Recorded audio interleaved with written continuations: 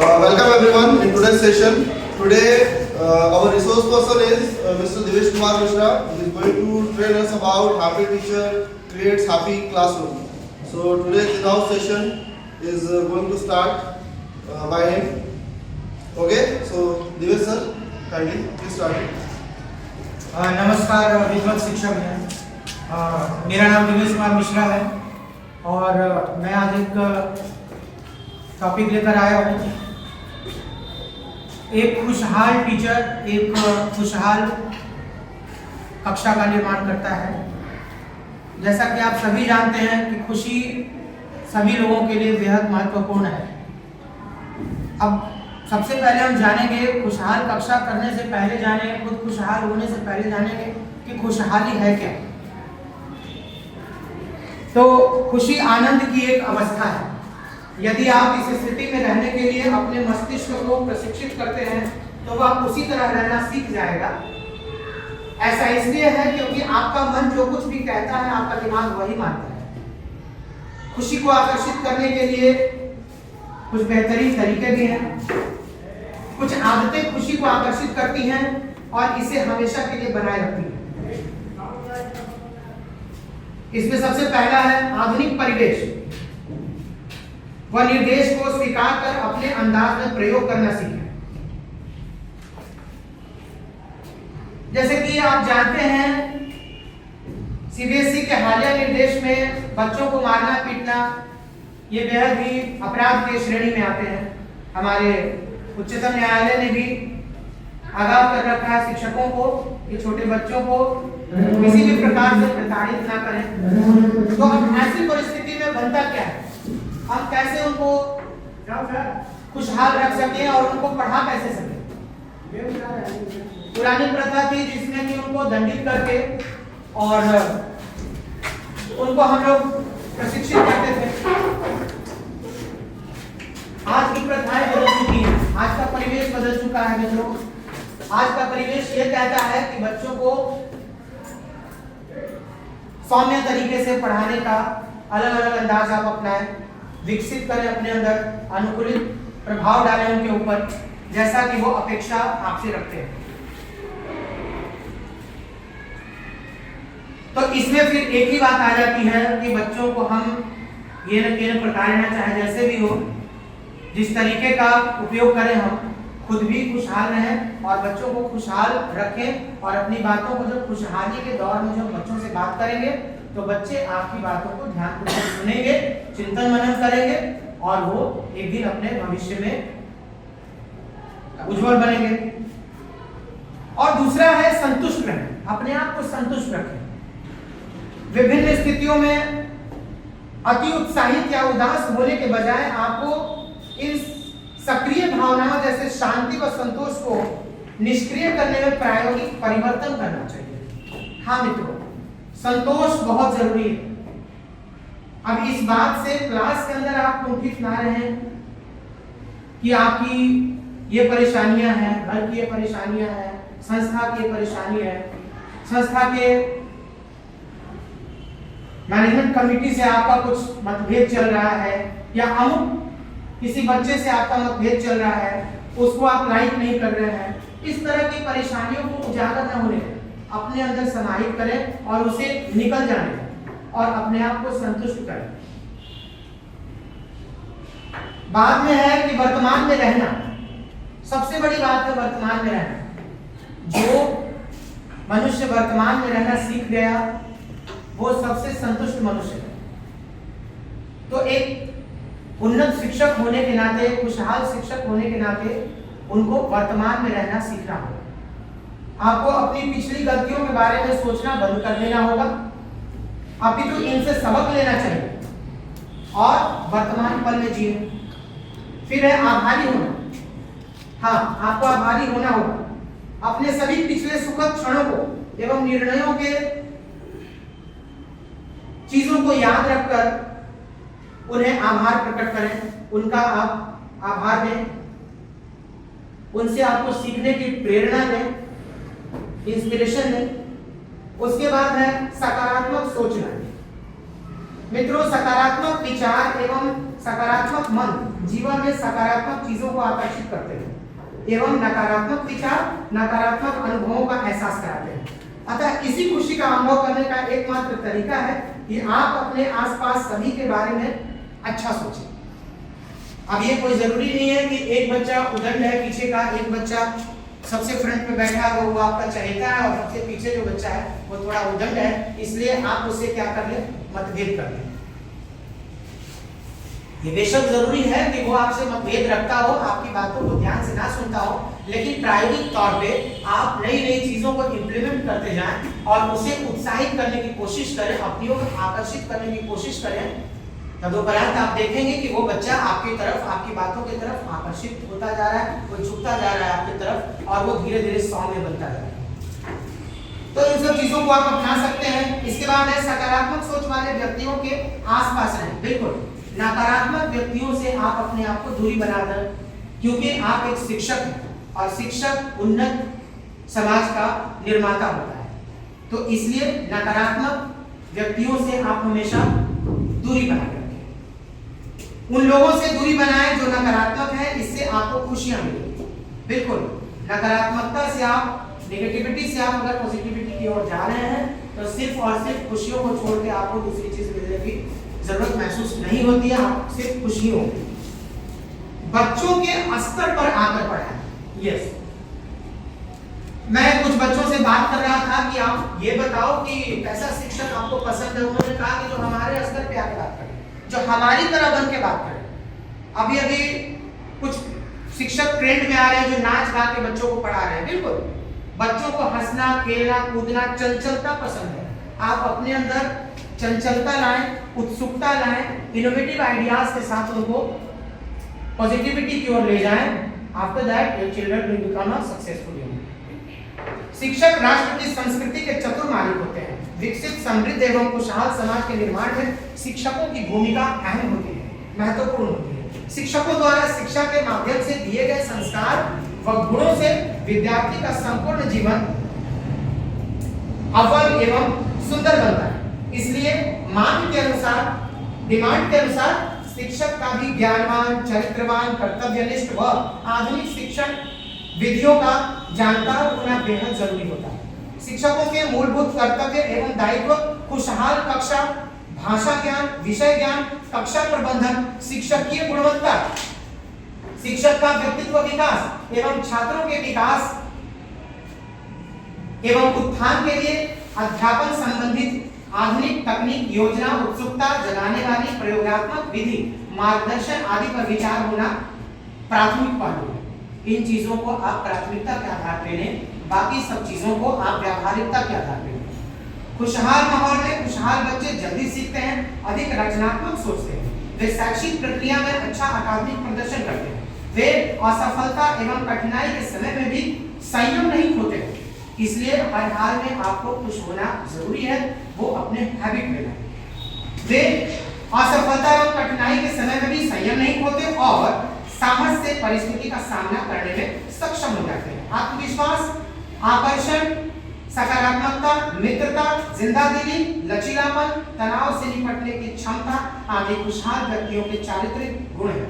बच्चे अपने जीवन का अधिकांश समय विद्यालय में व्यतीत करते हैं, अतः विद्यालय उनकी खुशी एवं कल्याण के लिए संबंधित वांछित कौशल सिखाने में महत्वपूर्ण योगदान कर सकते हैं। सकारात्मक भावनात्मक अनुभवों का विद्यार्थियों के विकास पर दीर्घकालिक प्रभाव पड़ता है।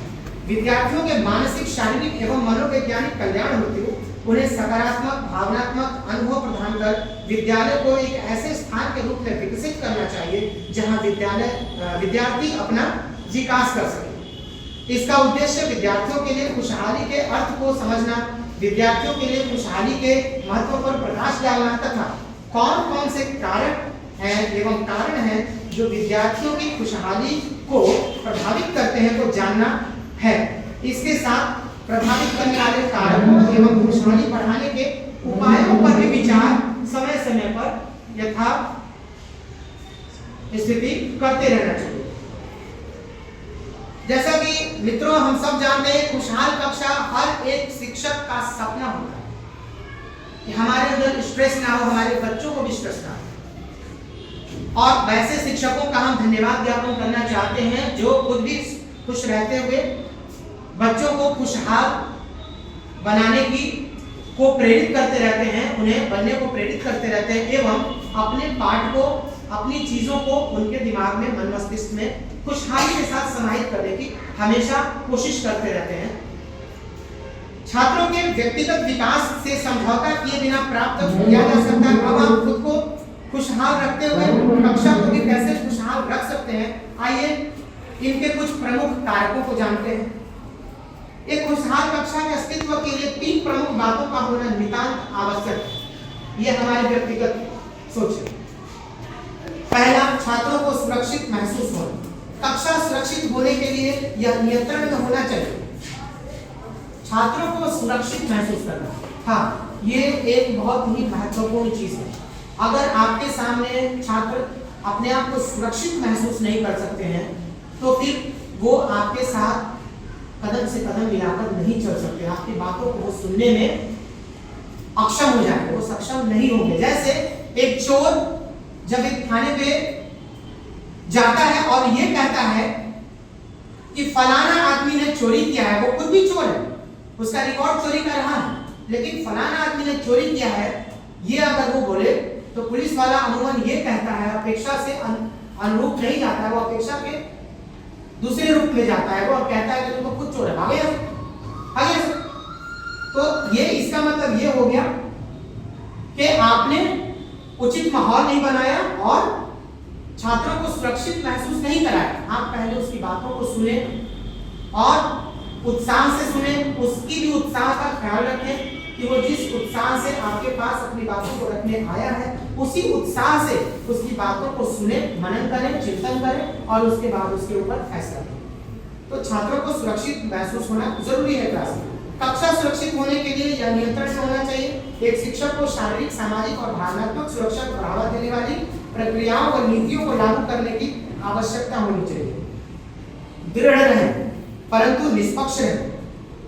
अब ये नहीं कि एक बच्चे को आप ज्यादा वैल्यू दे रहे हैं, प्रायोरिटी दे रहे हैं और दूसरे वैल्यू को, दूसरे छात्रों को आप प्रायोरिटी नहीं दे रहे हैं। तो ऐसा नहीं, सभी छात्र आपके लिए बराबर है। जैसे सभी छात्रों के लिए आप बराबर हैं, सभी छात्र आपसे स्नेह रखते हैं, उसी तरह आप भी अपने सभी छात्रों से स्नेह रखें। अपने बच्चे बच्चियों की तरह प्यार दें, उन्हें दुलार दें और उसके बाद आपकी बातों को वो आप देखेंगे कि गौर से वो सुनना पसंद करेंगे। दृढ़ रहे परंतु निष्पक्ष रहे।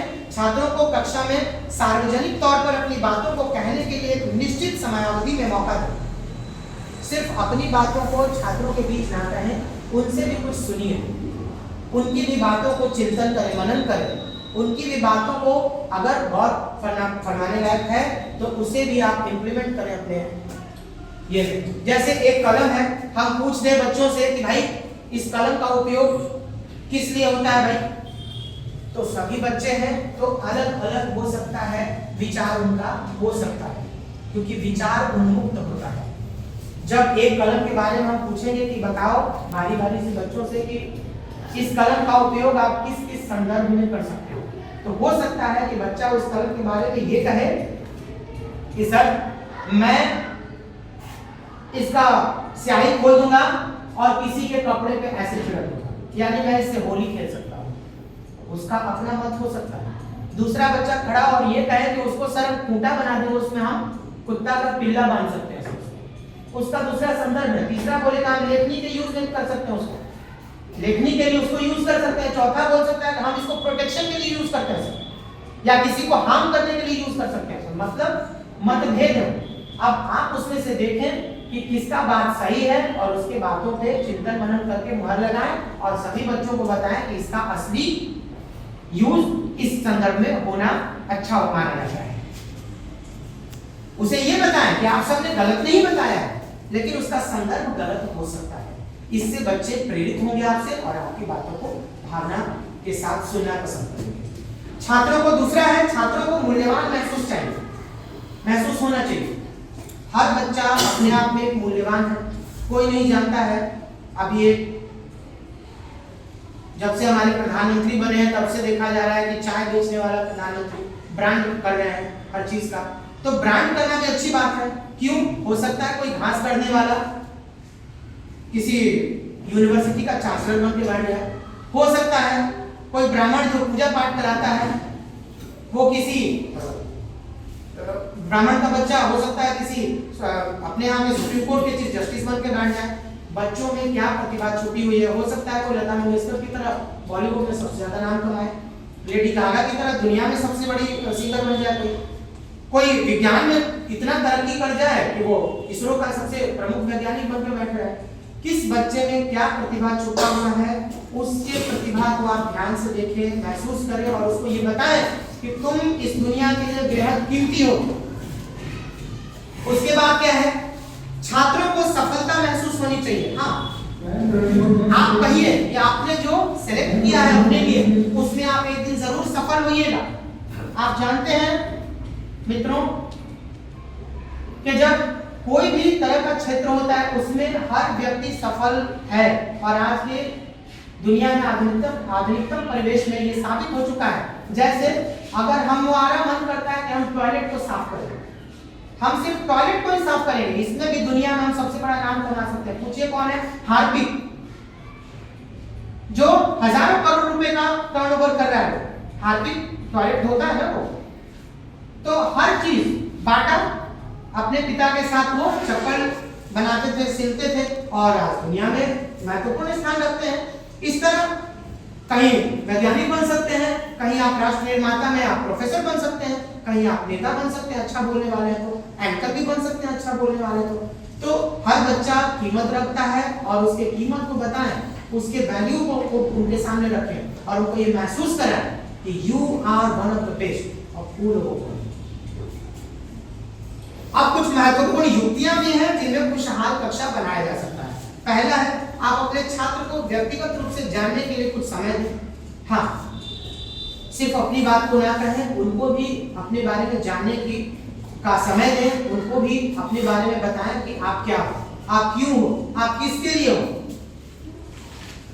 दूसरा है, हास्य का प्रयोग करें। हमेशा कोई जरूरी नहीं है कि वो भाव हो जाता है। अगर आप मूड को ऑफ करके पढ़ा रहे हो, सीरियस ज्यादा है आप, तो छोटे बच्चे हैं, चंचलता उनकी खत्म हो जाएगी, तो वो उगने लगेंगे और ये कहेंगे कि सर इनफ। तो हास्य का अनुभव कराएं, उन्हें प्रशंसा करें उनकी कि आपने जो किया बहुत अच्छा किया, इससे भी बेटर कर सकते हो। उनको बताएं कि दुनिया में 3 लोग ऐसे होते हैं जो आपका कभी बुराई नहीं करेंगे और आपको हमेशा वो प्रशंसित करेंगे और आपको हमेशा उठने के लिए प्रेरित करेंगे। इनमें कौन कौन 3 लोग हैं वो उत्सुकता से पूछेंगे, तो आप बताइए कि आपके माँ बाप और गुरु। 3 लोग के पास जब आप चरण छूने आओगे, प्रणाम करने आओगे, अभिवादन करने आओगे, तो अगर आप राष्ट्रपति भी बन के आ रहे हो तो वो गुरु, वो माता पिता ये कहता है कि इससे भी आगे बढ़ो, यूएनओ का प्रेसिडेंट बनो। जब उसमें भी हो जाओगे तो कहेगा कि यूनिवर्स का मालिक बनो, इससे भी आगे। उनके अंदर छल कपट नहीं है, उनके अंदर द्वेष नहीं है, ये उसको एहसास करा। और उसके बाद है विकल्प दें, उनको हर चीज चुनने का विकल्प दें। उसके बाद है खेलने के लिए समय आवंटित करें, कुछ समय उनको खेलने के लिए भी दें। छात्रों को ब्रेक भी दें, लगातार ना पढ़ाएं, कुछ समय उनको ब्रेक दें। उसके बाद छात्रों को सामाजिक होने दें, आपस में घुलने मिलने का भी एक समय उनका दें, आपस में भी गॉसिप करने का टाइम दें, छोटा सा टाइम, 2 मिनट का। चलो भाई आपस में आप लोग बात कर सकते हो, लेकिन वही बात होनी चाहिए जो प्रोग्रेसिव टॉक हो। उसके बाद अब निष्कर्ष है, तो कई शिक्षकों के लिए खुशहाल कक्षा का माहौल बनाना एक सामान्य लक्ष्य है। ध्यान केंद्रित करना, सीखने को सुसज्जित करते हुए मजा और हास्य प्ले टाइम इन्वेस्ट करें। सुनिश्चित करें कि छात्र सुरक्षित, मूल्यवान और सफल महसूस करते हैं, और यह कि प्रत्येक व्यक्ति प्राप्त करने योग्य लक्ष्यों के साथ चुनौती महसूस करता है। इन सब बातों को ध्यान में रखते हुए मैं अपनी बातों को विराम देता हूं और आप सबसे अपील करता हूं कि आप भी अपने कक्षा को इस तरह खुशहाल और स्वयं भी खुशहाल बनाएं। धन्यवाद।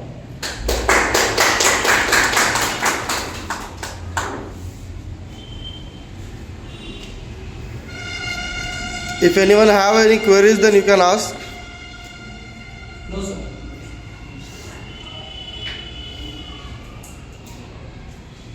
धन्यवाद सर।